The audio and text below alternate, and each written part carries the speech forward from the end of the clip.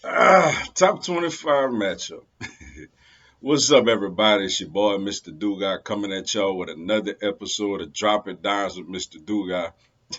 And today I'm going to preview and take a look ahead to Saturday morning's big SEC East versus West matchup as you have the number 25 ranked LSU Tigers hosting the undefeated and number 8 ranked Tennessee Volunteers.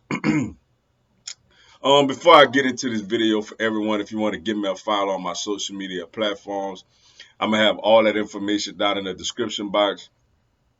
May not always get a chance, to respond to questions and comments on these videos, so feel free to DM me. Whenever I get a chance to, I'll get back at you. Come holler at your boy. Also, if you a Madden player on Xbox One, I'm gonna have my Xbox One gamer tag down in the description box also. First looking at the opponent, man, the Tennessee Volunteers, and even before I look at them, man, I want to give a huge shout out to to three guys, man, three big Tennessee Volunteers fans, and look, one guy who played for them actually, and fans who just who doing their thing, man, and just really, represent Tennessee football really well. Been some loyal fans, even through their really bad days, the last few years. And I'm happy for them that they finally got, for the first time in a few years, a really good football team, yo. Shout out to my guy, Bobby Roadshow. Y'all know him as Catfish.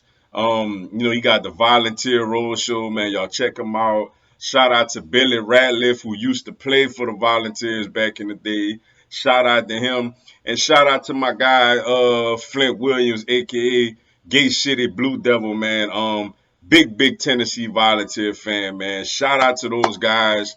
I've been on Catfish Show a few times. I did interviews with Billy Ratliff, interviewed me a few times, and Gate City Blue Devil, one of my most loyal subscribers, man. So I want to give a shout out, to those three, man. But yeah, looking at this Tennessee Volunteers, they're a good football team, man. Especially offensively, head and hooker, big time quarterback, dual threat, guy that can wing it, guy that can run it. I mean, against Florida, he had over 347 yards, over 340 yards passing, and over 110 yards rushing, and that's with a banged up shoulder. So he's a big time quarterback, big time talent, big time player. They are missing their top receiver. He did miss the Florida game. But a top 30 prospect. But he had a tightrope surgery, I want to say. And there's a chance he may be able to play against us, man. But I'm not quite sure. But you know, he a big time player, man. He really is, man. But when they missed he missed the Florida game. Brew McCoy stepped up and had over 100 yards receiving, man. Big time. They got a lot of talent over there, man. A lot of weapons over there. Um, Cedric Tillman, obviously is the big time receiver I'm talking about. But a lot of talent over there, man. Defensively, they do kind of give up plays here and there, but nevertheless, they got an offense that could score. Two very impressive wins, man. They beat at the time a ranked Pittsburgh team on the road, in a hostile environment in overtime. And then their last game a couple of weeks ago, the Florida Gators, a team who they've struggled with for years, was able to beat them at home 38-33. And again, that really wasn't that close. Florida kind of got a couple of, touchdowns at the end to make it look more competitive than what it really was. And they coming in fresh. They coming in off of a bye week. They got a gauntlet coming up. They got us in Baton Rouge, and then they return home to take on Alabama next week. But this is a big time opportunity for them, to really to get a big win on the road in Death Valley, which looks like Death Valley is going to be sold out on Saturday morning, which CBS messed this up, by the way, too, man. This game should have been at 2:30, and that Auburn Georgia game should have been at 11. But anyways, but yeah, this is a good football team. Like I said, Josh Heupel, the former quarterback at Oklahoma, he's doing a really good job over there with the Volunteers. Then we look at our the LSU Tigers. They coming off of a big come from behind win against the Auburn Tigers on the road, down 17-0, and was able to pull it off 21-17.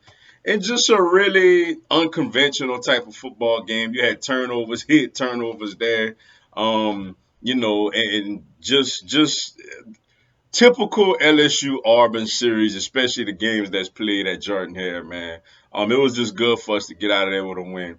And plus also another impressive win against Mississippi State at home, where LSU was down 13-0 early in that game, was able to come back and get the win there. LSU just cracked back into the top 25 at 25.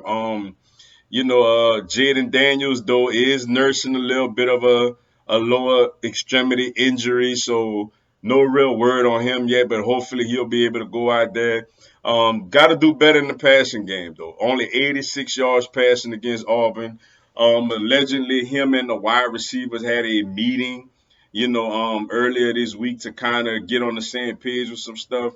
And hopefully that works, man. John Emery broke out last game, finally had two touchdowns, one touchdown and another play that set up a touchdown. He got a swing pass inside the 5. But he did have a very bad fumble late in that game. So we're gonna see if he could bounce back from that. And obviously, man, with the All American receiver Keyshawn Butte is not having the type of year we thought he would have. But you got other guys like Malik Neighbors and those guys stepping up and making plays. And defensively, LSU has been pretty solid defensively. BJ Argolari has been a great pass rusher. The true freshman Harold Perkins is kind of looking like the next Devin White out there. And in the secondary, a bunch of transfer guys, Mikael Gardner, Converse and all them. And and Greg Brooks, man, who made the big takeaway from Carl Moore late in that game last week. And looking at this matchup, man, when you look at LSU's defense against Tennessee's offense, um, to me, LSU gotta like limit the big run plays from Hooker. Bad enough it's gonna be tough to stop him and those receivers in the passing game, but you can't allow him to combat that and also run for a lot of yards on you as well. So LSU may have a spy with a guy like a Bakersfield, or Harold Perkins or somebody may put a spy on him because he's a really athletic quarterback, yo. So LSU gonna have to limit him from running the football. And then when you look at the other side of the ball, LSU gonna have to complete some passes, yo. You can, if you got a good passing game, you can throw on this Tennessee secondary a little bit, but Jaden Daniels got to take advantage of the very, very talented wide receivers that he has, yo. We know that he's elite when it comes to running with his legs, but he's gonna have to start taking advantage of the wide receivers that he have. Because I think if that's a matchup LSU could win, the majority of the afternoon is their wide receivers against those DBs. If of course Jaden Daniels have time to throw the ball and he trusts his and he trusts his instincts and he let it rip. Um, this is a good football. This is gonna be a really good, entertaining football game, man. Last time Tennessee came, we all remember what happened when they stopped us and they won the game. Then they had too many men on the field, and then we won the game. It was pretty crazy, man. Back in what that was 2010, I want to say. So it's been 12 years, man, since Tennessee has come to LSU and played the LSU Tigers. Obviously, we wish it was a night game, but 2:30 should have at least been the time slot for this game. But despite it being at 11 a.m. kickoff, man, I think it's gonna be a nice crowd. It's gonna be a rowdy crowd, a great atmosphere. The Tennessee Volunteers fans gonna enjoy themselves. Coming to Baton Rouge. Hopefully not by the result of the game, but just the trip and the whole tailgate experience and all that. Tennessee is a 3-point favorite in this game. I do think LSU could pull this game off simply because they're at home. If this game was in Knoxville, I don't think LSU would win.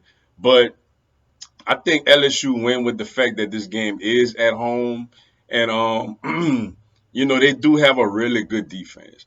And I think offensively they're gonna make enough plays in the passing game, to score some points. And I think defensively, they'll hold Tennessee enough. Tennessee gonna make their plays, but I think they'll hold them enough, to get a victory. I'm looking more at I think it's gonna be a very close game, but I see LSU potentially winning this game. I'm gonna go with 27-24. But with that being said, that's all I got for y'all tonight. Appreciate y'all checking out the video. Hit the like button for your boy. Give me a subscribe. I have LSU, NCAA, and content of my other teams throughout the year. Y'all have a blessed one. Go Tigers.